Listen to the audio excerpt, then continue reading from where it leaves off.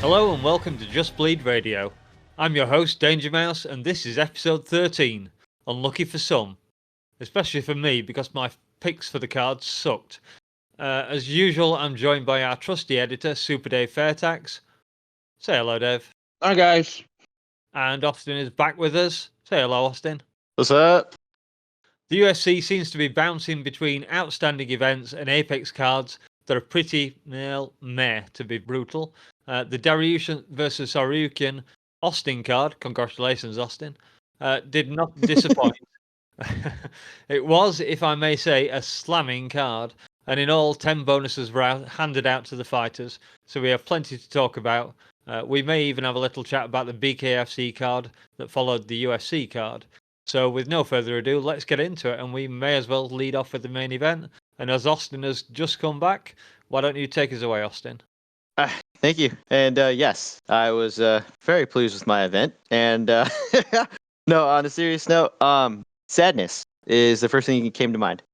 The legit moment I felt this was when you saw Armin just land a beautiful combination on Dariush, because it seemed like Dariush came to fight. He looked ready. He looked pretty stoic. Armin was ready as well, but it just didn't. We didn't see a fight. We just saw a finish, and that was the thing. It's like he led early with that head kick, and I was like, oh damn, that's spicy. I like that. I like where this is heading. And then all of a sudden, like they're kind of feeling out. They're Dariush is kind of circling and playing the long game, staying outside of his range, and then in one moment, the knee, like it was a right hook and then a left, right? And then just the follow-up shots. Dariush just no time for recovery. Just the minute he got hit again and then again.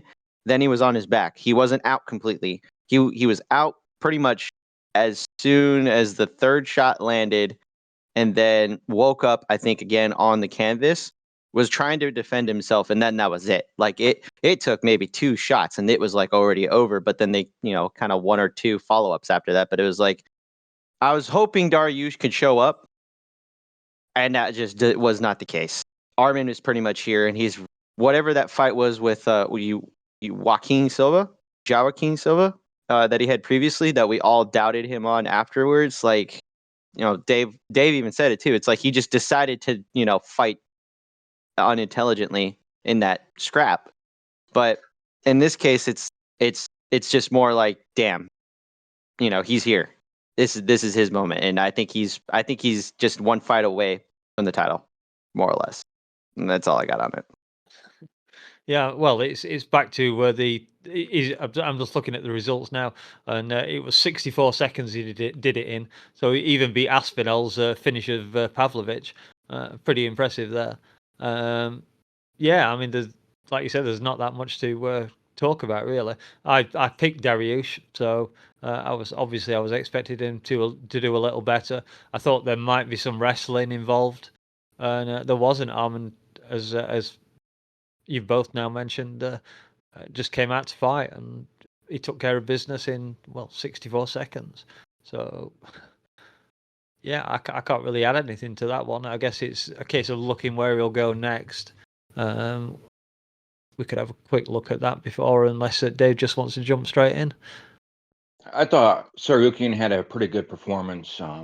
It is nice to be proven right about these things, and I've been saying this about Tsarukyan for a long time, and it's good that he proved me right. He's a decent striker, actually. He just always starts to wrestle, and he doesn't do any damage while he wrestles, and he gets in like a wrestling mood and just gives up on his striking. But his striking always looked somewhat a good foundation and effective, but he never stayed into it. And this fight was just all striking, pretty much no grappling. Beneil came out, Austin said, he threw a head kick, might have threw a body kick. Armin's defense was looking pretty good. Armin was pumping out a decent jab. And then what I thought the final combo is Armin threw out a jab, and Beneil had his high block up, and then he threw like a right hook, and actually it might have grazed Beneil or kind of went behind him. But then it was kind of weird. He just, right after that, he immediately grabbed into a double collar tie, which I thought was really cool. And Beneil saw it and he went to put his hands and try to stop the knee coming up, but the knee just went right through his guard and kind of smacked him. And then from there, that was the beginning of the end. So striking only, I thought Tsarukyan looked really good. He fought to his potential. Kind of shows what he can do if he doesn't just rely on his wrestling.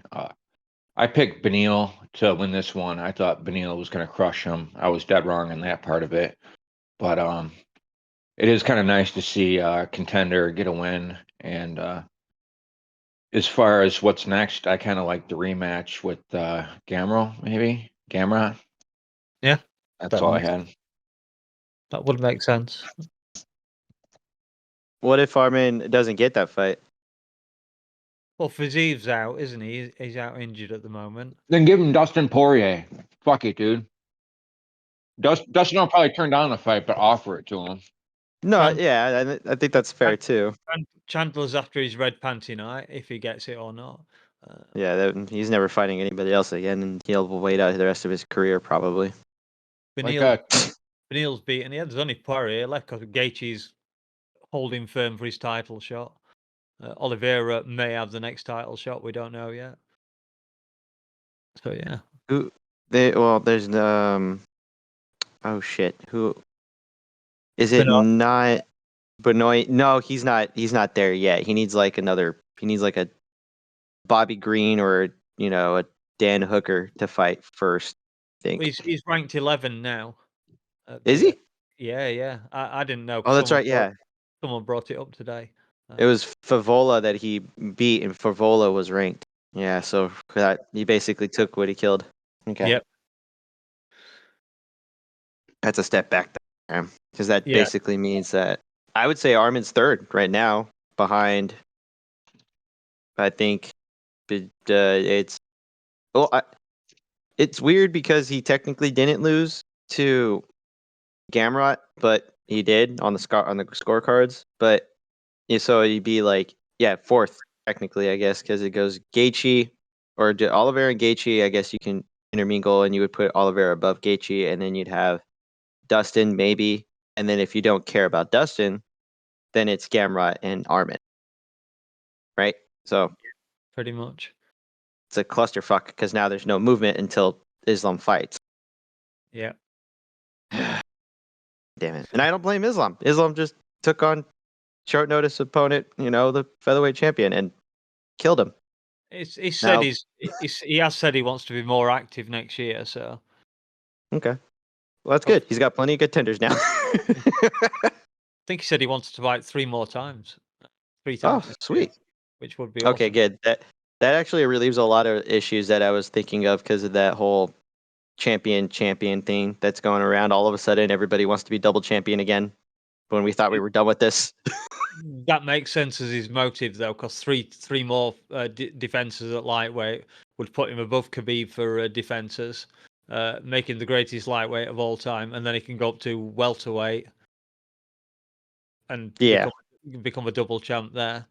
Never bother whether he vacates the 155 or tries to come back and defend it. I would imagine he'd just vacate it. Yeah, I think so too. I mean, him and Armin would be getting a rematch. Would be a beautiful title fight. All right, let's jump onto the second fight then. Jalen Turner defeats Bobby Green by KO, strikes 2 minutes 49 of round 1. I thought this was an interesting fight. One thing that was hugely noticeable was the size difference. Like, man, Turner is just tall at lightweight. 6'3". Yeah, and with Bobby Green's style, he's got that hands down kind of fun style to watch, and it either works or it doesn't with him, and there's like no in between. And if it doesn't work, he normally gets flatlined. I thought he started off looking okay. He landed a good combo or two, but about halfway into round 1, Jalen started doing a really good job. Not really landing the first strike, but the second strike in the combo, and he rocked Green 3 times, and Green's defense didn't work that great, and I think Jalen's reach kind of played into that a little bit. And then at the end there, it was just kind of beautiful from Turner.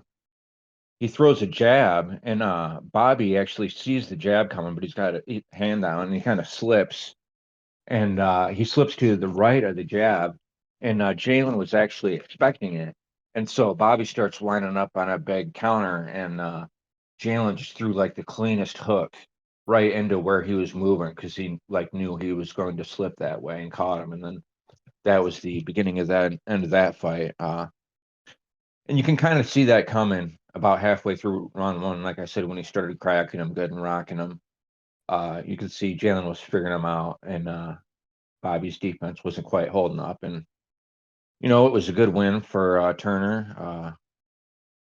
Terrible stoppage, and that's about all I got on it. Well, this is the thing. Okay, so about the stoppage, this is what fighters want.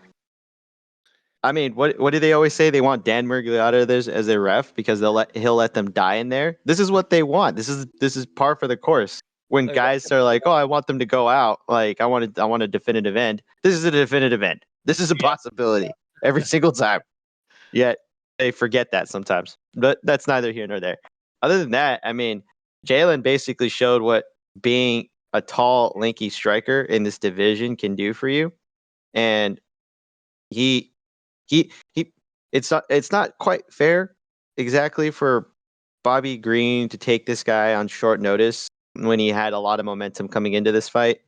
He was essentially fighting a middleweight size lightweight. Wait, he had like a 7-inch reach advantage. Am I not mistaken? Yeah, something like that, 6 or 7. Yeah. Yeah, and then he's also about like I'm not a foot, but close to it, and taller than him. And it's just like he had nowhere to run. Bobby Green's used to a lot of movement and missing or slipping shots and whatnot, and being smooth with his defense, and he had nowhere to go. By the time he evaded one strike, the other strike was right behind it, and he was already out of room to run. And Bobby, every time he tried to close the distance to get a combination in or get a shot in, he literally was walking into a counter. He had nowhere to run, nowhere to hide, and nowhere to duck to. And it basically played into Jalen's game.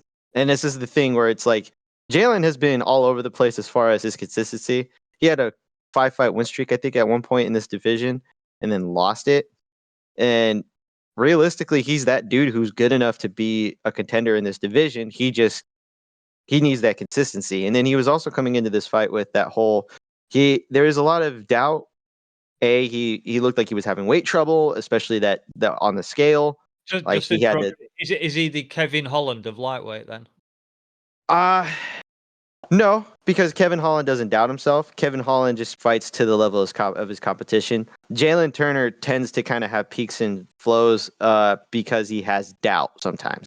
And that's the thing. I think he allows himself to get into wars, whereas his confidence kind of wavers occasionally. That's not always the case with Holland. Holland's always confident. He just faces, like, he'll fight to the level of his competition. And it's not like he's looking to, have a war every single time. He's looking to try to fight the guy and finish them, where Jalen's trying to finish him too. I think it's just he has confidence issues sometimes. And then also he's not the best with his grappling defense. Holland chooses to not care about grappling defense more often than not. So I think that's the thing with Jalen. I think it's just a confidence thing. He's still young too. I don't foresee him not having issues picking up his defense or even just like having, finally worked on his weight issues. Granted, he took this fight on short notice. I think he could be a contender. I think he can. He just needs to keep that consistency. Hell, a rematch with Dan Hooker would be great, but there's not. This is it. Like he's up in the rankings now. Yeah. Bobby Green. What was Bobby Green ranked before this? Like what? 13th? Bobby was 13th. Yeah. Yeah. Hey, so, Austin. Yeah. Fuck you, man. What? Didn't Dan Hooker just beat him? I know, but like where is he Like, what going are to you go? trying to No do one's to going Dan to want Hooker, to man? fight He just him. beat him. Like, come on, dude. Well, Let's give Dan a break. literally. Well, what do you want him to do? He can't fight up because no one's going to take that fight. He's not high enough rank to take the for anyone to want to take it unless he fights backwards. And that's like, if you lose backwards, you lose your ranking. He's stuck in the same pool as Dan, and that's the thing. I mean, he's not gonna fight. He's not gonna get. They're not gonna do a Hooker rematch, and I mean, No, I'm throwing it out there. It's hypothetical. Like if he's stuck with that, I mean, you might as well just throw him in there with Benoit Saint-Denis. Like that's a fight that's a. what about like what about that or like Drew Dober or fuck it, give him Zeev. I mean, Zeev won't take No, that fight. Fasiv's a little Just 'cause higher we're- than that. Like remember, this is the prima donna division now. Well, like Mike Lano called him out, but I don't think he wants that He's fight. well, that's the thing. Fighting down again though.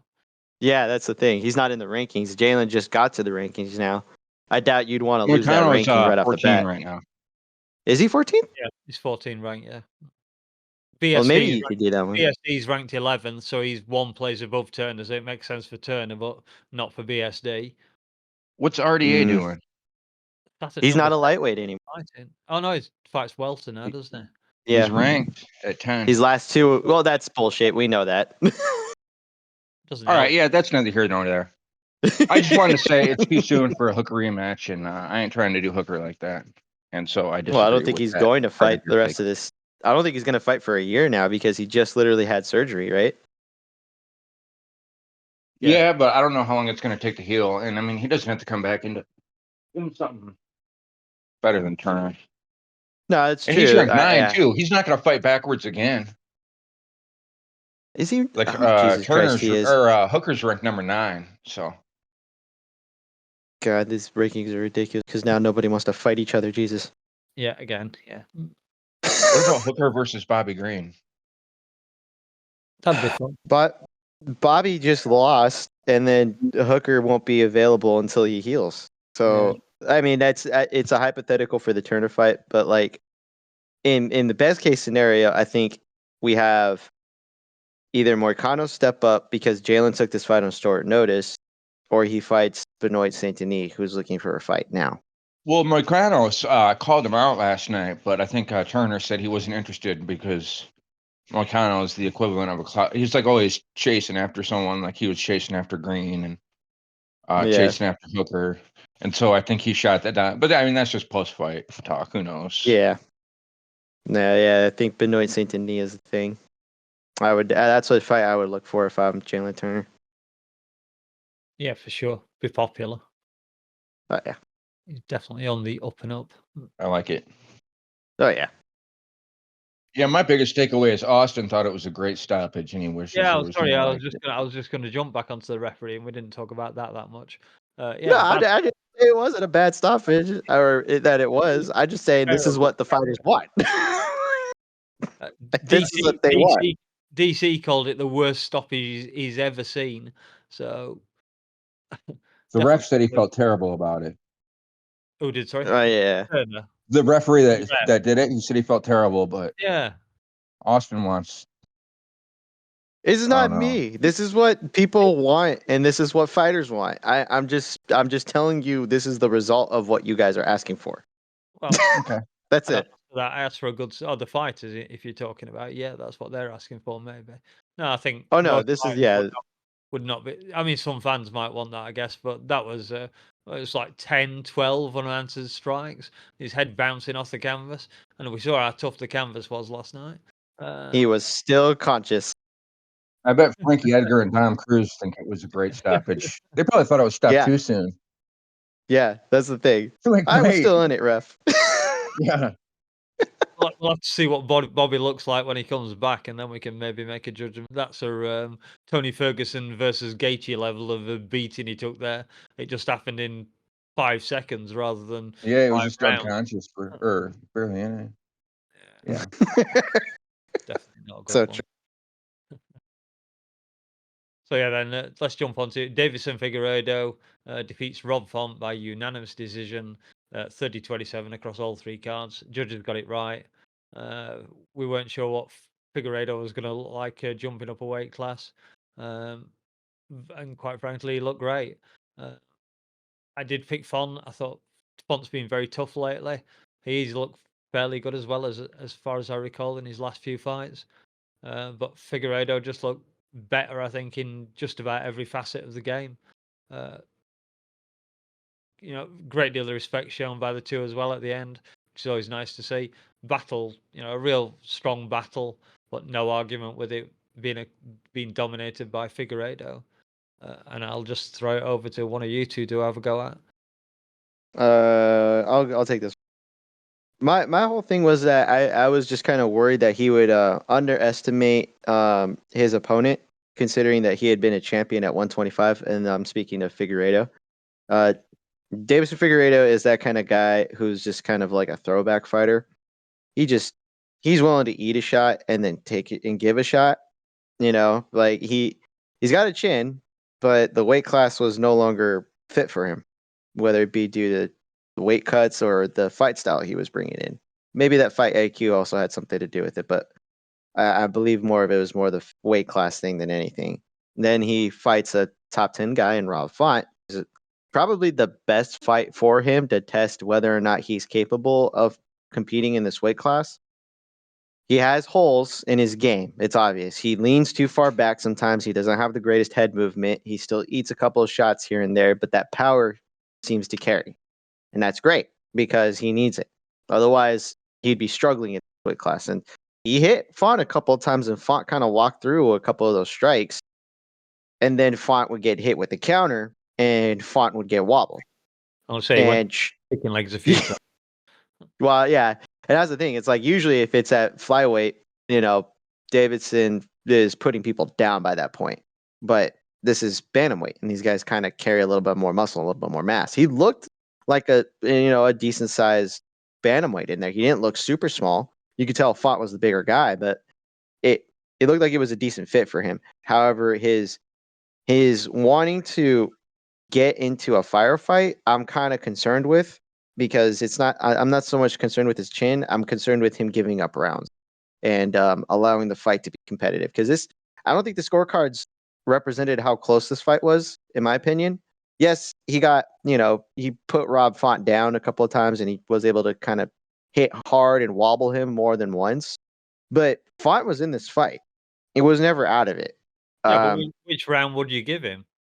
I would have given him the second, and then the first was pretty much like controlled by Font until he got hit twice and then wobbled twice, dropped once. It's a typical Rob Font fight. He's winning until he gets hurt. So you can't be mad at Font for being in control and then losing it because he's winning on points. But it was still a competitive fight. But this is a pretty good landing spot for Figueiredo. It was the proper test that he needed. Not somebody who's outside of the rankings, not somebody who's in the top 5, someone who's just around that top 10, who's a competitive out every time, and that's Rob Font. And I think we had a pretty good performance. I don't like his chances against the top 10, the rest of them. I don't like his chances against the top 5. I think he's too old to be changing weight classes this late, but I mean, if he gets wins, good for him. I don't know who to put him up against though. It's division stacked, so where you go. How old he is? Oh yeah, 35. That magical age for no belt. Yeah. Yes, the stats reign true. Dave, you got anything on this one? Yeah, I thought it was a pretty good, impressive from Figgy. I was dead wrong about how I thought this fight was going to go. Also, I thought Font was going to go in there and make Figgy look like a flyweight, kind of like he did to Sergio Pettis. And at the beginning of the fight, I thought he did make him look like a flyweight, not skills wise, but size wise. Austin might disagree. I guess Figueiredo might be a little bit thicker, but Rob definitely did have the size advantage. I thought it was a pretty good fight. I thought Figgy looked all right, except what Austin said with the head movement and stuff holds true. Striking wise, it actually was really close. Font landed a total of 46 significant strikes. Figgy landed a total of 45 significant strikes. I couldn't find any round. I couldn't even find any round to give to Font, even if I wanted to. Even if they landed similar strikes, I thought that Figgy's clearly had more impact. Also, I was pretty surprised with how well his takedown offense worked. He got 6 to 7 takedowns. He had 4 minutes control time. and so it was a pretty obvious decision for him. I thought he looked good, and I thought Font looked okay. I think he just wasn't prepared for the takedowns, and he just doesn't do that great against guys with power. And overall, I think he looked good. Next, I kind of want him to see. I want to see him fight Peter Yan. That's what I hope they do next. That'd be a good fight. Is Jan available? I have no idea. He was injured, wasn't he? I don't know how long he's still. Okay. Sean Brady defeats Kelvin Gastelum by submission. Kimura at 1 minute 43 of round 3. I picked Gastelum for this one. I picked Brady in his last fight, and then he lost. So I picked against him this time, and that was a horrible mistake.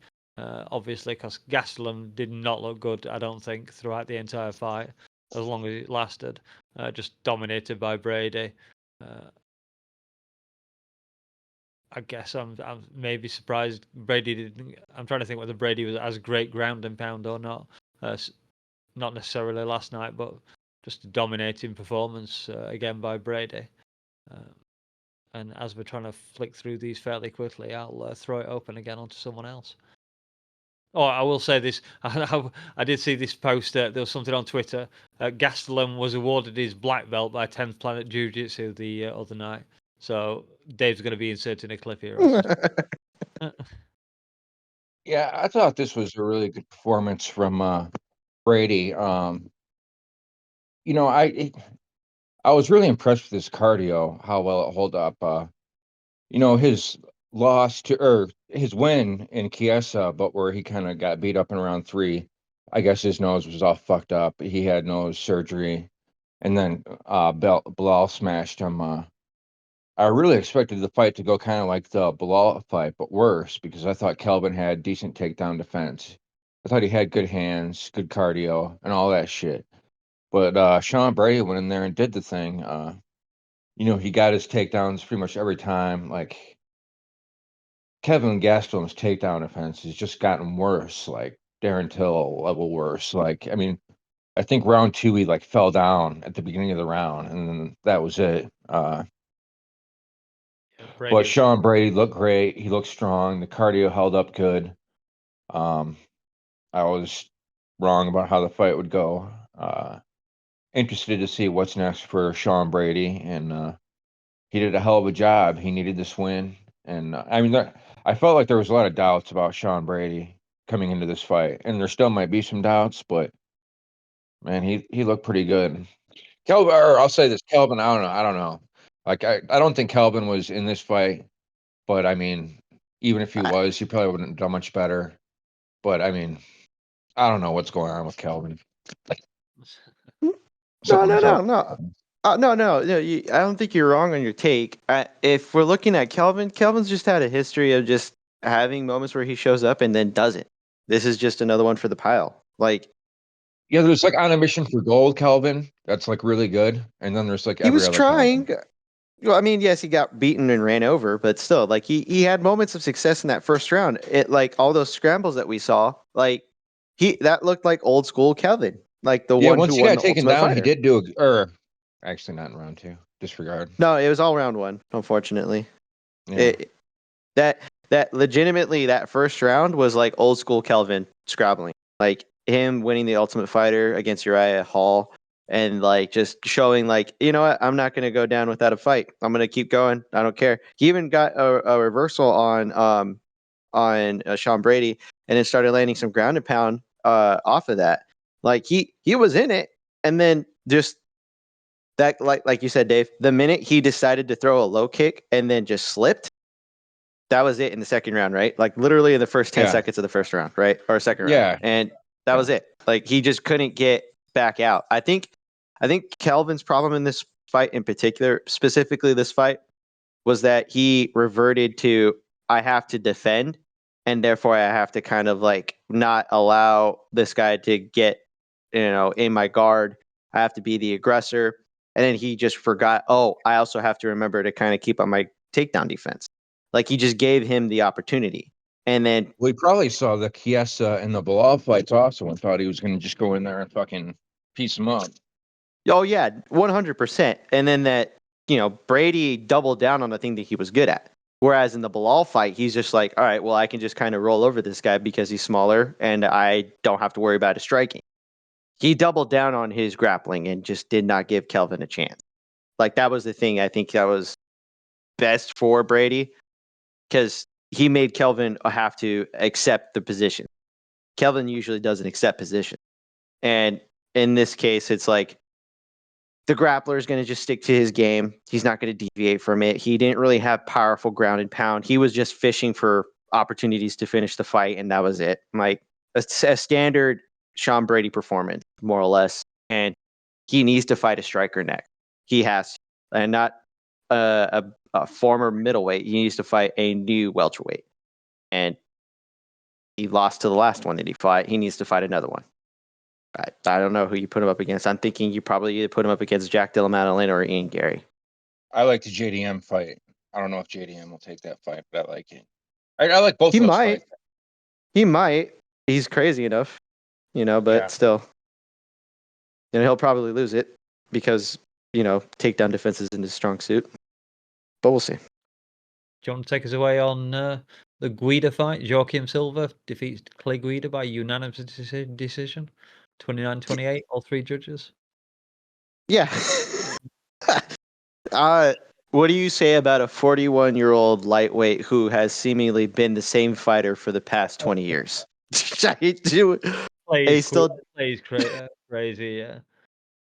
He never seems to stop, even when he's hurt. It's weird. It's almost like Guida has gotten better with his striking as time has gone on. He's just not as all over the place. He's slowed down a little bit. You could tell, like he's got that weird head bobble movement. It's all trunk and not head. And then he's throwing out the jabs. He's got decent combinations, and he just knows he was in this fight. Honestly, if he doesn't get hurt at any one of those points, he probably wins the fight. Realistically, I mean, the grappling seemed to favor him, and he was not getting submitted. He was surviving the positions and then actually landing some ground and pound at certain points. But like, if you're looking at a guy with longevity, look no further than Clay Guida. Clay, the Carpenter Guida, is a guy you can always bet on to be exciting, even when he's probably going to lose against a better fighter. And it's weird. It's a weird thing to see a younger. That's the thing. Clay Guida is 41. Joaquim Silva is 34. And he's not. This is the middle of the road. This is the only type of lightweight Clay Guida should be fighting. He should be fighting anyone that's in the top 10 or anything else. He should not be fighting anyone lower than this. Like, this is his middle ground. He's a test for anybody who's coming up, but still like a guy you want to always have on a card, and especially the main card. Yeah, maybe UFC 300 for Clay. Who knows? Him versus Jim Miller. Why not? Yeah, why not? Yeah, I was just looking at Clay's record. UFC 64 was his first UFC fight. Jesus Christ. 2006, so 17 years ago. Oh yeah. It's probably people on the Discord younger than that. Oh, that's 100% true. So yeah, I mean that's all I have. Yeah, I get anything, Dave, on this one. No, I agree with pretty much everything Austin said. It was a fight. I was impressed with Jim Miller's durability, or not Jim Miller. Clay Guida's durability. Yeah, I was laughing at. I forget one of the commentators saying it might have been Bisping saying Clay had walked 3 miles just getting to the arena. Yeah, That's pretty funny. That's such a Clay thing to do. Yeah, he bounces all over the place. I want some of wherever it is he's on. Yeah. Dustin Solfus defeats Punahele Soriano by submission, rear naked choke at 4 minutes 10 of round 2. And I think, didn't you pick Stolfus, Austin? Who? Did I? I'm just looking. No, that was Dave probably. I definitely picked everything wrong on this main card. Oh yeah, I'm thinking of the earlier fights. Yeah, this fight was a good performance from Dustin Stolfus. Oh yeah, for sure. I felt bad for Daz. I think Daz was into Punahele Soriano. But I think Dustin kind of just had his way with him for the most part and got a nice submission. Well, I had faith in Punahele Soriano. Is that's, I'm not Hawaiian, so I wouldn't know how to. I gotta ask Taz next time. But um, he has the same thing that he's done in every single fight, where he walks in, he's lackadaisical with his stance and his striking. He just throws the stipple, 1, 2, and then it's always the power right hand, and he's usually pretty good at finding that mark in the button. But like, he didn't have anything else after that. He hurt Stolfus multiple times in this fight, and he got dropped at the end of the first by a simple straight left, I think. And it's almost like, okay, shit, I have to find something else. Obviously, this guy's going to tie me. And then even when he didn't change his game plan, he still hurt Stolfus. And then, he steps into his guard and just can't finish him. He has him hurt and just can't finish him. And then Stolfus just manages to switch his stance and get into a takedown. And Pulahane can't defend the choke. It's almost like he was counting on just kind of becoming a champion with a simple overhand right, and it's like, you're not Dan Henderson. Yeah, he's got a chin on him, but there's a point where there's a lack of development, and I don't know if that's just because he's not trying or he's just not able to develop. And maybe it's a good thing that he lost this fight, so that it wasn't because of injury. He's had tough fights before. He's capable of winning against decent guys, and he's not the biggest middleweight either. He's a stocky kid, but Stolfus isn't even the biggest middleweight in this division. I think they both have faced big guys, and I know Stolfus, I think, got knocked out by Alex Pereira, but it's disappointing to see this is where Pulahane is, and I think he can bounce back from this. He just needs to adapt. He needs to have different weapons. He needs to have a decent grappling game that's actually complementing his striking. He needs to be able to throw out a jab and not look for the overhand right every single time. But I don't know if he's willing to change. And if he is, great. I think he's young enough. I don't think he's 34, 35. I think he's still young. So he's got time to learn. He's got time. Stolfus looked good, but still a lot of holes in his game. This is a good win for him. Both men need to develop their games. So next up was Misha Tate defeating Julia Avalabi by submission, 1 minute 15 of round 3. Another rear naked choke for Misha Tate. A legend comes back and does it again. Very grinding fight, obviously, but I guess she did get the finish at the end. I didn't think Misha could do it at 37 years old, and she's proved me massively wrong. I think it was probably at least 2 10-8 rounds. I'll have to offer that one up to the experience of Dave there, because we always argue over what 10-8 is. But maybe because it's Cupcake, he'll declare it's a 10-8. Who knows? No, I'd give it rounds 1 and 2 10-8, Cupcake or no Cupcake. Man, I thought that was a hell of a performance from Misha Tate. Absolutely. Avila might just suck, but Misha Tate outlanded her like 32-3 strikes, had 4 or 5 takedowns, almost 11 minutes of control. She looked very physical, just did a great job. And to reiterate, I don't know if that's because of the level of her competition or whatnot, but I mean, just overall, I was really impressed with her performance. I was really disappointed with her post-fight. I mean, I did like that she said she's going out with the kids and she's going to go get like cake and ice cream and all that shit. I love it. But I mean, I think that was after such a good performance and such a win, she should have really called someone out, called for something at UFC 300. Ben Crazy, call for Ronda, call for Holly Holm. You just did a great job. Call someone out. And some people don't like that, and I guess I can understand. Maybe she just wants to enjoy what she did and all that. But I think if she made the right call out, there could have been a lot of hype on an upcoming fight. And, so to answer your question, I had the first 2 rounds 10-8. Good. Yes. I guess she probably thinks there's no chance of a title shot at her age, so she's probably just fighting for cash, I guess, and for whatever it is she wants to do for herself. Are you kidding me? Yeah. Do you see who's fighting for the title? It's Myra Buena Silva and it's Raquel Pennington. She has a chance. Yeah, I It's guess you might well be right there. Yeah, whether she get like another. not. Yeah, no, it's like it's not because I don't think they're good. I think it's just because of the name value. And like Dave said, all she needs is one person. If I'm gonna go on the fight, I felt like there were moments of 10-8s. I would have not have awarded 10-8s altogether. I think I probably would have just been unanimous decision off the board. And then I probably would have 32 to been 3 looking. significant strikes. I know. I don't know. Maybe it's because I'm looking at the 10:55 opponent and not who the control. opponent is. I know, Dave. I know. It's not impressive to me. It's like she just got to win. If it was more like a situation like Randy Couture coming back to win the title after losing and then beating up Tim Sylvia for like 5 rounds. Okay. Yeah, or if And it it's was like anyone but Avila, maybe. Yes, exactly. That's my whole thing. Okay. Like, All right. Yeah. I want to do that.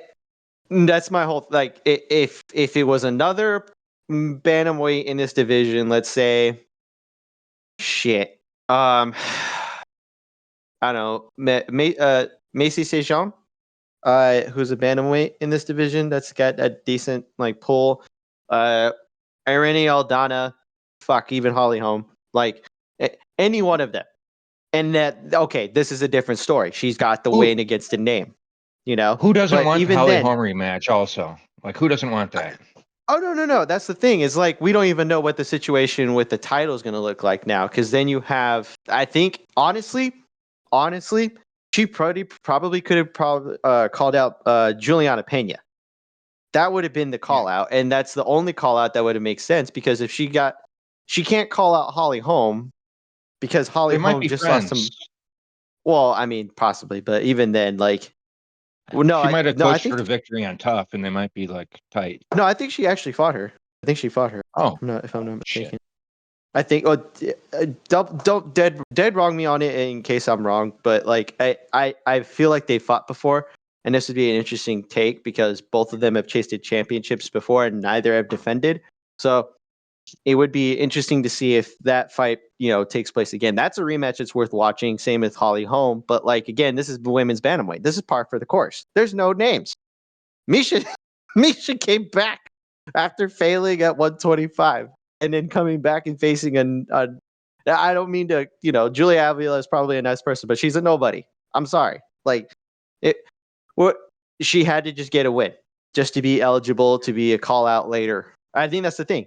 I feel like she's waiting for somebody to call her out, and then whoever calls her out, that's a name that can like either Raquel or Mara Silva. I guarantee they're going to call her out once either of them wins the title. All she has to do is wait. She has a win. This is like light heavyweight in the year of our Lord 2023, where the belt's literally just jumping hand. Be available. Oh, I know. Guaranteed. Yeah, a shot's going to come to you if you have a win. By the way, Pena and Mishite have never fought. Oh, they haven't? Oh, okay, well, I'm dead wrong then. In real time. There we go. And now we're on to some of the more exciting finishes, I guess. I'm half tempted to flip back to the bottom of the card and come back up, so we leave these for last. But we'll go in the way we've been going. Cody Brundage defeats Zachary Reese, who was a 6-0 prospect as far as I remember. Beats him by KO, slam, and some follow-up punches. 149 of round 1. This was the the armbar or the triangle one? I forget now. Yeah, it was kind of a triangle with like sort of a loose arm bar, but the arm was like down in that position. Where he picked him up, kind of swung him slightly, slammed him down sideways on the canvas, head straight into it. Thought he was stunned, jumped on top, landed a couple of head strikes, hammer fists. Just a beautiful performance. I wish I'd picked Brundage because I almost did. But yeah, bad news for Zach Reese, but I dare say he'll get another shot. just one of those crazy fight bonuses of the night. Yeah, it was a hell of a finish. From my end, there's Yeah. really not much to say about it. It was a nice setup and a good slam. I notice lots of times when people are doing like a triangle, they'll put their arm around the guy's leg, and I guess it's not to prevent them from being picked up, but that'll kind of work as a side effect to kind of help you get picked up and slammed. So I'm surprised he didn't hook his arm around the leg, but it was a good finish and it was pretty cool. The 2 slam KOs in a row. Well, that was the second one, right? Yeah. And then, well, I think that's the thing. If you remember, Cody's coming off of that controversial DQ win over Robert Whittaker's boy. Oh, damn it. His teammate, the smaller, shorter, stockier wrestler from Australia. I forget his name. Anywho, he gets the DQ win off of that, and then comes into this fight, and he's just kind of like, all right, I need to make this count. Like you looked at him, and you're like, oh yeah, he's gonna try to do some shit. And then sure enough, like this dude, both of these dudes who got the same thing that happened to them, literally did the thing you don't do, which is hold on to a submission and risk your own your own risk your own knockout by virtue of trying to hold on to the submission. Like literally they did the wrong thing.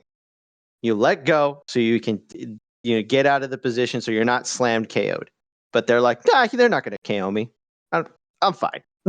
No, you're not. Stop it now. I'm fine. Where am I? Yeah, that's one of the reasons those slams were legal, is because they were defending a submission attempt. Yep. I missed that. Well, it's the same thing that happened to Rose, right? Josh almost spiked her, pretty much spiked her. Just if it wasn't like it was at a slight angle, so it wasn't considered spiking, but still. During sub defense, you can spike. No, you can't. Oh, you can? No, you can't spike in the UFC. I pulled up the rules yesterday. Okay. So you can or can't? Rules if you're defending a submission, you can slam them however you want. I imagine there's got to be something in there about spiking, so that way you're not breaking somebody's neck. Yeah. I don't know. I got power early. I think that's the thing, though, is that both of these were at they literally picked up the person and then just just slapped him down on the fucking canvas. If you're airborne, the rule of thumb is to let go of the fucking submission. Come on. What are we doing here? But no, that's all. Yeah, it was good finish. It was a nice rebound for Cody Brundage, especially after that DQ.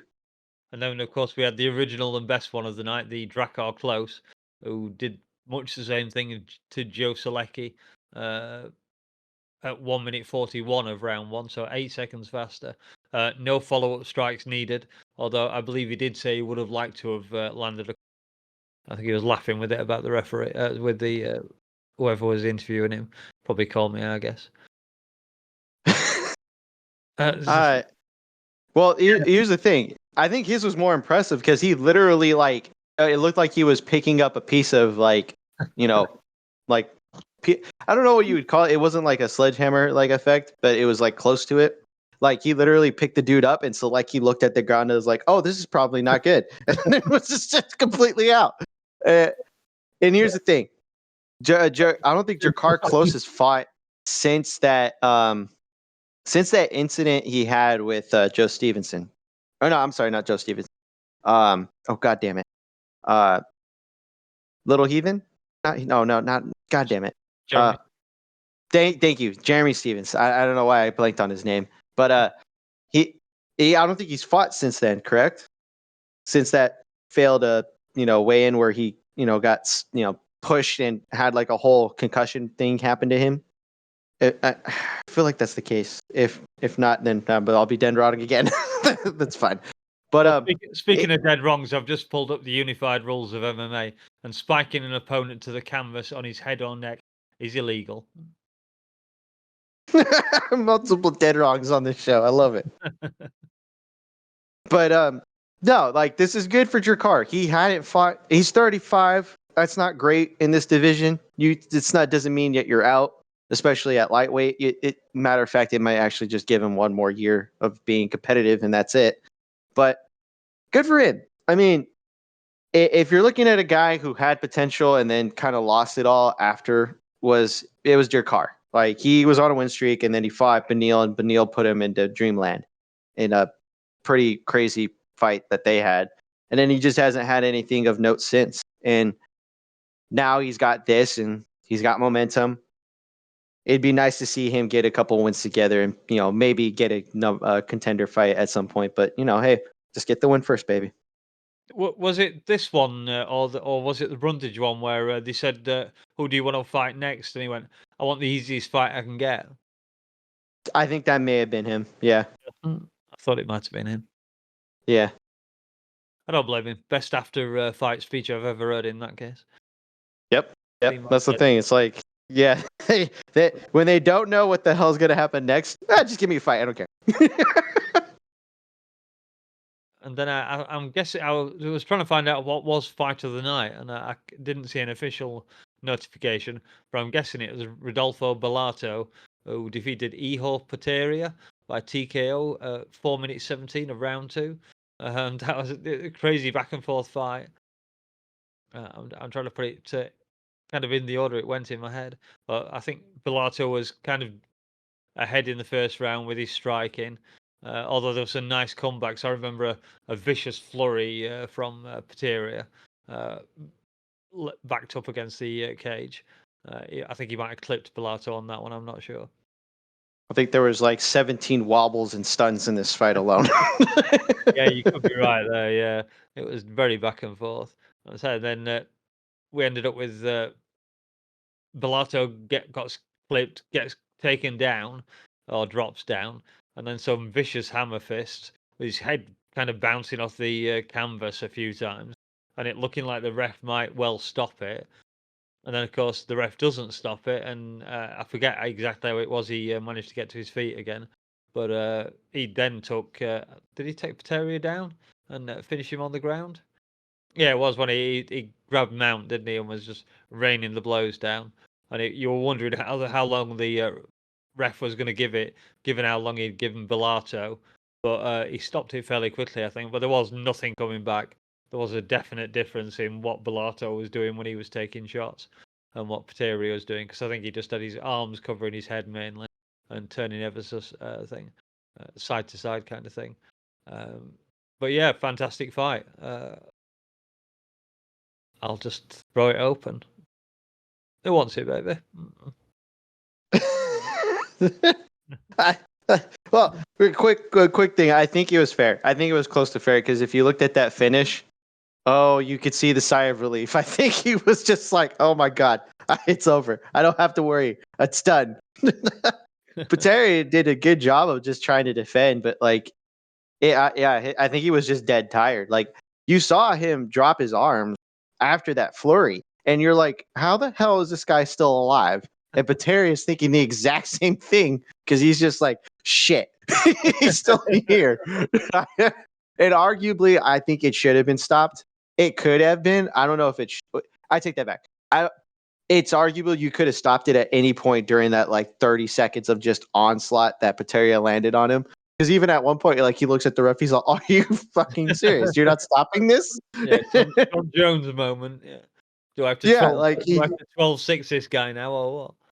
I know, right? Like, and then that's gonna screw me over. But like, he just literally he unloaded everything in the kitchen sink and then the neighbor's house as well. Like, he did everything he could to finish that fight, and that dude was still there. That's the thing that was crazy about this is that dude probably got hurt more than I think Pateria did, and Pateria was just literally fucking landing everything that he threw, and not with great effect at certain points, but like still, like he unloaded on him. He was still there. Somehow the ref didn't call it. And then sure enough, like you're seeing a transition. He goes for the takedown, manages to get it. And then just like the damage that Pateria is taking is not nearly as bad as what was given to I forget how do you say his name? Bellato. Yeah. And then sure enough, okay, yeah, okay. But he just gets him out and he just starts like unloading. Like he's not even throwing with a lot of heavy pressure. Like he's just throwing to throw. So that way he, I think he was like, "Oh please God, let him stop it. I don't think I can make it after this." That is a hell of a fight of the night for sure if it did. And again, it's just another one on these. I think on this UFC, it was Austin card where it was just like is a great card just because it was full of finishes, regardless if it was short or not. But like it was a good event, and I think this just added to it for sure. This was one of those ones. I think it was you'd call it like a not a trendsetter, but like all right, this is the standard. All right, we're gonna have a crazy night. Yeah, it started off steady with the well, we'll get to the Hardy fight, but just jumping back, I pretty much had my picks for KO of the year notched up, and now bloody Drakkar Close with that slam. I might have to readjust things now. Yeah, seriously. That has to be up there for KO of the year. Bare minimum. You have anything on Bellato, Dave? I don't have. I agree with everything Austin said on the last fight. Well, why don't you take us away on Jared Gordon, who defeated Wellington Turman by submission, rear naked choke, 1 minute 11 in round 2. I thought that was a very fun fight. Turman was really good in the first round, and was kind of having his way with him, I thought, and it was just good, action packed, all that, and in round 2 he just fell off, and Jared Gooden came out there and just fucking put it on him, and got the submission. It wasn't a long fight. They both had their moments, and Wellington, it was kind of weird. He almost had like a Potan like style, and he like cut his hair like him and was trying to do that kind of thing, and his chin wouldn't hold up to that. There's only one Potan, and so that was a fail for him. Yeah, it was definitely a fun fight. Why don't go on, Austin? I know you must be bursting at the seams to get in on this one because you were one of the only 2 people who picked the bloody fight on the server. Well, I mean, this is a weird one for me because it's like, is it just me or did Wellington Turman look better in this fight than he did in majority of his other fights, right? And I like this guy, and I don't say that lightly because it's like it's hard to find a guy that you're looking at and it's like he still sucks, but you still want to root for him because that's what it felt like. And then I'm thinking to myself, I'm like, all right, well, Jared Gooden hits hard still. He's still one of those guys. It's like he's hard to kind of fight because he has an awkward kind of like heavy punch, but slow. It takes a couple of punches here and there, but he doesn't move towards you. He just kind of, shuffles his feet to you, and then occasionally he'll throw a big hand. As long as you kind of play the outside, he's usually that kind of guy that's like not to be the guy that wins those kind of decisions, or he usually wins by finish if he does win. Wellington Turman, I was thinking, I'm like, all right, well, if he's the better athlete, he probably wins this fight in the long run. And then I'm thinking, oh wait, that's right. This is at welterweight. Oh yeah, no, I'm going Jared Gooden on this one. I don't know. It just felt like I was watching a really fun fight. Wellington was doing really good, pretty much winning the entirety of the fight up until he got clipped, and that was it. That's all Jared Gooden needed. He's like, all right, I got this little young guy. I got this little son of a bitch. It's over. Fuck you guys. But good for him. It sucks for Wellington. I truly hope that this guy gets a win soon because the dude's trying. I mean, he's got a good camp behind him. It just sucks when you know that dude puts in a lot of effort, and it has nothing to do with him. He's just facing really tough, opposition. I'm not going to say Gooden is a champion or anything, but like, what are you going to do? This is the UFC. You're going to find hard fights anywhere you go, and even if they're not ranked, it's a tough fight regardless.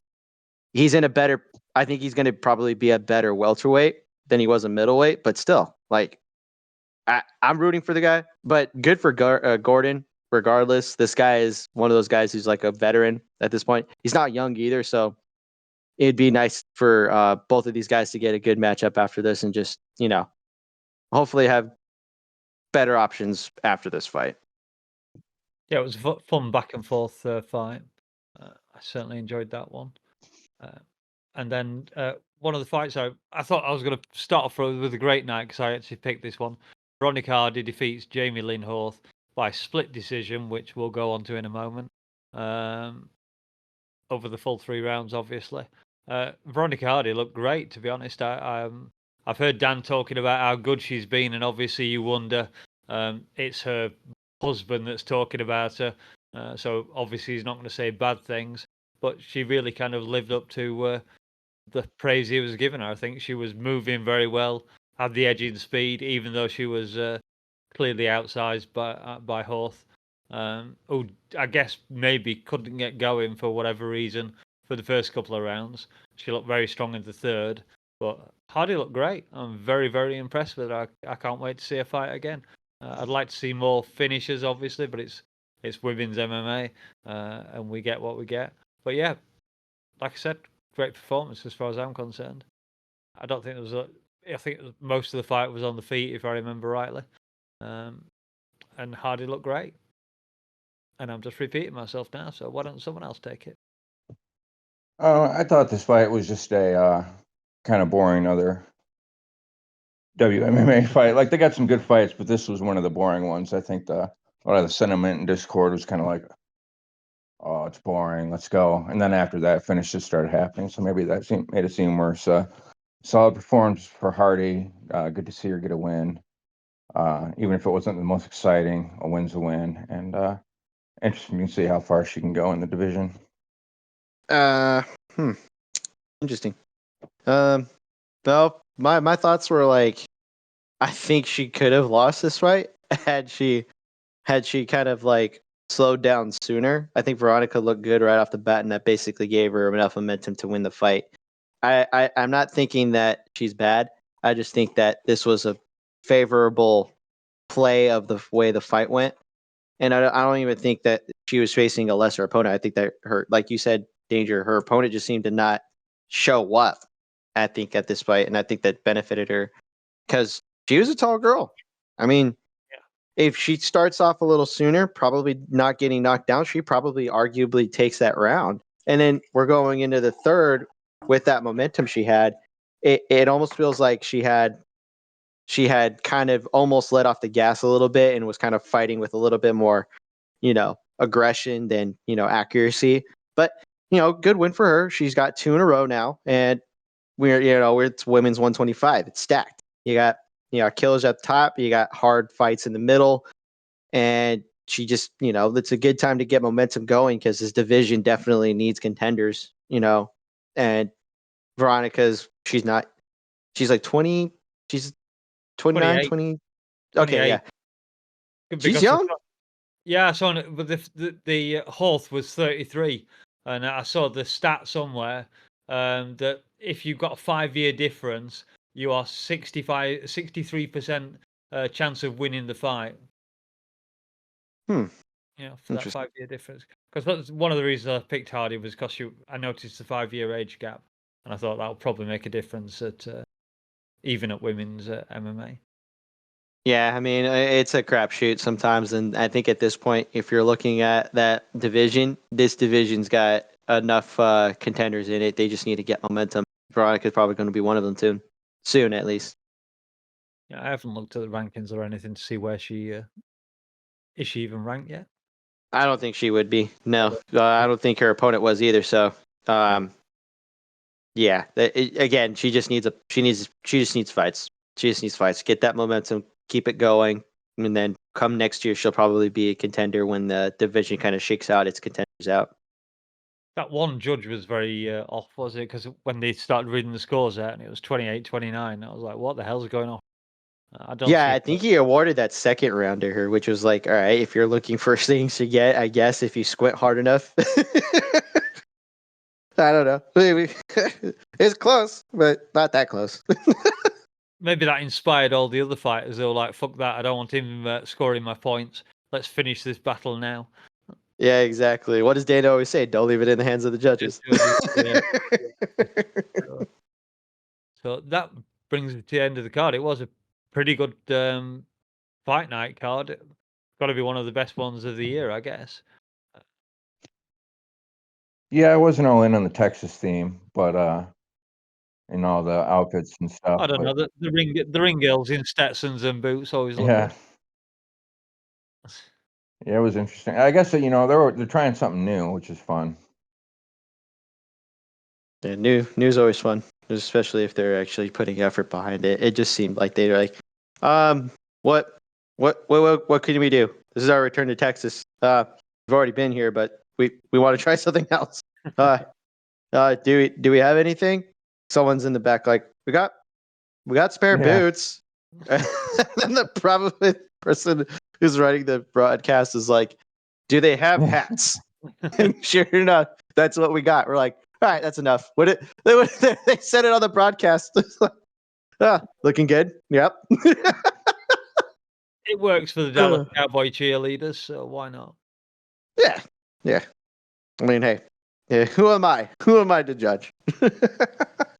Maybe that's what got them their record gate. Yet another UFC record gate. Not surprising when they keep jacking the prices up every show. Oh yeah, I think these ones are a little bit more affordable, but yeah, I mean, shit, like, for $500 for floor seats, I think, and I mean, Joe was there, Tom Segura was there. I mean, hey, people were there, so it must have been worth it. And then we had the. Do you want to go on to Dana's supposed special fight that's coming up for 300, or shall we leave that for another day? I did not see anything about that. All right. It's just speculation, really, at the moment. Dana says he's got a special fight planned, and no one knows. Oh, like specifics on like what it could be or like where it's supposed to be or like what they were I heard him thinking. call it a super Yeah, I fight think once, but yeah, super fight or mega there's fight. been or something. speculation like GSP Okay, and so- Diaz, which because they had a grappling match that was supposed to happen but got canceled. What? Okay, so off topic. What is your guys' definition of a super fight? I guess then, because I might have a different definition of it. I mean, anyone who's going for double champ, I guess that's a super fight. Other than that, I guess it's some, like Conor McGregor is generally considered a super fight just because of the numbers he brings in. I don't really know what else should, like say, a couple of huge names, I guess. I know people have suggested Brock Lesnar might come back or Ronda Rousey, which both seem very ridiculous and unlikely. So I really don't know. Who knows what Dana means when he's saying these things? Yeah, to me, a super fight is champ versus champ, but to Dana White, a super fight could be Izzy versus Alex for the 205 belt or something silly like that. You never know. So Yeah. Well, that one makes more sense because of where Izzy's availability isn't like definitive, and then it wasn't like he got hurt. It was more like he got embarrassed, and then just didn't put up the best fight. And then on top of it, Pereira's availability is not in stone either. So Jalen, I'm sorry, Jamal Hill is not 100% either. Like coming off an Achilles injury, I think 3-4 months ago was it? Am I? No, I'm mistaken Did on my you say timeline. Potan's plans were not in stone? Damn it, I did. Nice. I did. It wasn't even on purpose either. I God, I think it's dependent on whether or not Jamal Hill's ready or not, and then on top of it, they may also just book Stipe versus Tom Aspinall. That's a possibility now too, right? Dana was repeating his line yesterday that the Stipe Jones fight has to happen. I don't think So, Stipe is taking the that's Tom fight ever. No. Well, is he gonna do? What is he gonna do? Wait? We're gonna wait He's a gonna year. wait, or he's not. We're gonna wait fight another again. year. Yeah. That's so fucking stupid. Like, what are we doing here? Like, we're just holding up the division for no He's reason. saving the To the world point to fighting where we're fighters having the interim one at a champion time. defend his interim belt. Because Dana loves John Jones, that's why. He doesn't. Well, We know this. In terms of fighting, he does. He's the GOAT. Dana always says he's the GOAT. Yeah, he just doesn't like to pay him. Well, that's true. He has apparently upped his contract, hasn't he? But I think I don't know. I'm just more looking at it like, okay, well, if they're legitimately calling it a super fight to me is a champion and a former champion, or like a champion and another champion currently, right? Like you said, Danger is like a guy who's holding a belt and another guy who's holding a belt. Maybe not not currently. They're looking to become another champion of another division, and there's a current champion who's willing to take it, who doesn't have any contenders. Two of those would be light heavyweight and heavyweight. The other one is possibly, welterweight after this fight. One that just popped into mind. What about Deontay Wilder versus someone? Because that's been speculated, hasn't it? He said he'd like to come to the UFC. Yeah, he's not coming to the UFC. We know this.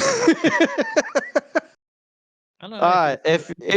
Well, who would you put him up against? Who are you gonna put him in there with? There's no one you can realistically put him in there. If it's an MMA fight, there's no way. What would he be fighting at heavyweight? Yeah, he's like a smaller. He's a tall, lanky dude for a heavyweight boxer. I think he used to walk around at like 210, 220, but I think now he's walking around like 230. No, so 230 plus. Could potentially make light heavyweight. Could. I mean, I wouldn't be surprised if they decided to make a special weight class for him. Like, oh, he's 225. 220. But he just might just fight heavyweight at that point. But no, Dana's not going to change the rule sets for him. It's just going to be you're in the UFC, you're fighting in the UFC. Yeah, absolutely. I don't know. There's a lot of speculation out there. We can all spitball at it, but then they'll probably give us something like something something where it's like, all right, all this hype, all this speculation, and it's going to be TJ Dillashaw versus Sean O'Malley.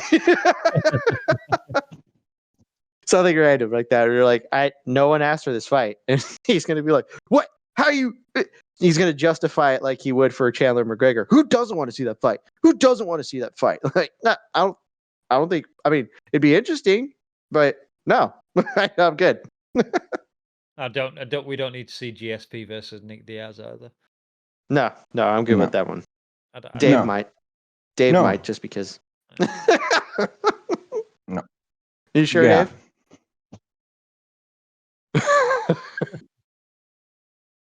I don't want to see Nick Diaz fight again, quite frankly. I want to see him fight Tony Ferguson at 170. Why? I don't know. Yes, why? Well, if they're both going to fight. Neither of them should be fighting. Neither of them. But if they're going to. Yeah, exactly. But that's bad. But if they're going to fight, would you rather see them fight each other or fight someone like a... You know what? Yeah, I guess. I was going to say, with all the slams we had this weekend, maybe they'll bring Rampage back. Yeah, the only thing we've really got to go over is, I guess there might be two things to touch on, but BKFC, I know I stayed up and watched it simply because it followed on from the not normally my favourite, I would say mixed martial arts event, but of course it's not mixed martial arts. Not my favourite sport, but some interesting fights. I only really paid attention to the main event, and I did rewatch that one this afternoon. Mike Perry proving that bare knuckle boxing is apparently what he was built for. Just an outstanding. Well, I don't know if you can call it outstanding, because I don't even really know for definite score BKFC events. I guess it's mainly on damage, but I don't know that for definite. Some nice exchanges backwards and forwards, and then I guess I didn't see the punch, but it looks as if Perry broke Eddie's orbital, and he didn't come back out for the third round, which Perry seemed a bit disappointed about. I think he wanted to carry on fighting, but yeah, brutal defeat. Did see Eddie Alvarez's interview afterwards, and he was very touching there, going against people, having a go at his wife for being the one that's constantly shouting his name and what his fight. He's saying, we have 4 kids together. She's she's been with him since he was 15, and she has every right to shout, which is a pretty nice sentiment from Eddie. Tough night for him, but he seemed quite willing to come back again. Yeah. I thought What you got, Dave? it was a pretty fun fight. I do think it's kind of interesting that Eddie said that, because he did also tell his wife to be quiet at one point after the fight when she was saying she didn't like the stoppage or something. I thought Mike Perry actually kind of didn't look great. I thought he looked slow and he looked plodding, and I thought even though Eddie's face was getting busted to shit, I thought he looked sharp, and I thought he was winning that fight. And besides, I mean, if you throw out the looks, because like he was all fucked up, but I mean, his hand speed looked great. He was landing a lot on Mike Perry, and you know, he got cracked and broke his orbital, and I think his coach, Mark Henry, maybe Frankie Edgar's coach, waved off the fight. He said he couldn't. Yeah, Yeah, he said he couldn't see, even at the press conference. yeah. So like, I ain't mad at the stoppage or obviously. nothing, but I thought Eddie was actually on his way to winning that fight, and kind of sucked to see it go that way. But it was fun to watch. And then a quick point on another fight. What was his name? Jeremy Stevens fought Jimmy. Did he fight Jimmy Rivera? Rivera went on to be a cop, so I was kind of surprised to see him fighting BKFC again, and that was kind of a little bit of a fun scrap, but it got stopped because of a cut. That wasn't that bad, but that was just something notable on the card also. But yeah, the main event was kind of fun. I thought that Mike Perry looked off, but you know, you can look off and win, so it's kind of fun. I didn't see the fight, but questions about BKFC itself is I'll ask you guys, since you guys watch it or watch it more than I do. Is I don't watch it that. Oh, okay. Is it more popular than PFL in your opinion? I'd watch it over PFL. I have no idea. Would you say, like, if you were to bet on it, if you're like, okay, who has more viewers, PFL or like legal or not Probably legal? per show, like, BKFC viewers per show. Okay, yeah, I was gonna say. Yeah, I would say they have more. And my second question is that if Perry earned $1 million in this fight, would you be surprised? Yes. I saw that Lazy had posted that on the Discord. 1.1 million pay. Yeah, it seems like quite a lot, but I don't know what the finances of BKFC are. Obviously, Perry seems to be quite a big draw for the promotion, so maybe he could get that kind of money. I really don't know. No, my thing is like I know that for the Rockhold fight, what's his name? Dave Feldman? Is it that is in charge of BKFC? No idea. He said he put up a mortgage on his house, took a mortgage out on his house for the bankroll on that fight with that fight card for Rockhold versus Perry. So if they're not making pay-per-view, I don't know how they're making money. As long as Perry's getting paid, man, that's the thing. We already knew what Bellator's financial situation was, and it wasn't great. They were barely making money just to stay afloat, and they weren't making a profit that was substantial for years. One's pretty much done if they can't find a substantial revenue stream come January or maybe even February after that. But to make money in this game is hard, and I appreciate when fighters can find a way to make money, even if it doesn't mean that they're fighting best or in the best organization. Perry seems to have found that and is performing pretty much admirably because of it. Good for him. And considering where he was coming from prior to all of this, he just kind of seemed like a washout in the UFC and didn't seem to have a footing anywhere else. But God, that man found what he was built for. Yeah, for sure. I saw afterwards he was talking about Sean Strickland. Apparently, they've kind of been in touch with each other, and Sean Strickland saying he wants to spar Perry. And Perry saying that bare knuckle would be a great fit for Sean Strickland, which it might well be, in all honesty. It'd be interesting to see how his style fitted in there.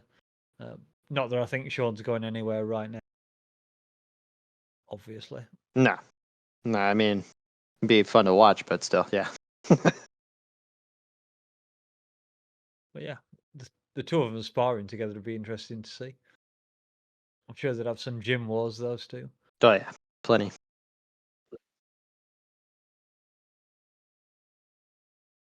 Anything else anyone wants to bring up?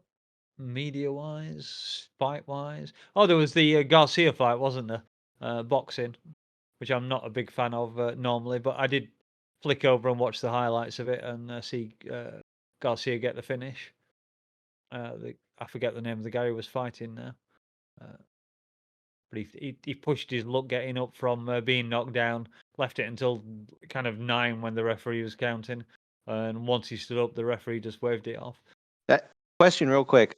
Did he look bigger than Garcia? Because I thought he looked bigger on the scale. I don't remember, to be honest.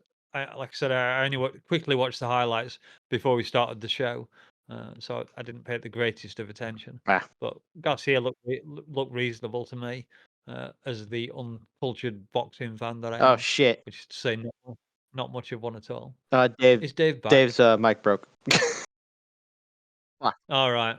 Okie dokie then. Well, I guess we can leave leave on that fine note. So that's goodbye from me and Austin, and Dave too.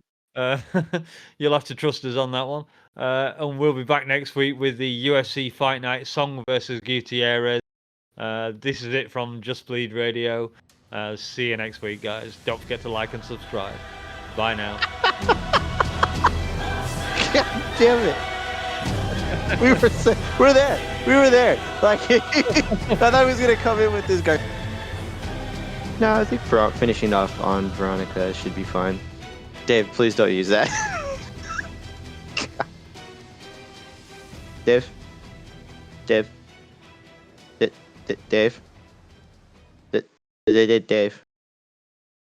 God damn it, Dave. My mind has just gone blank.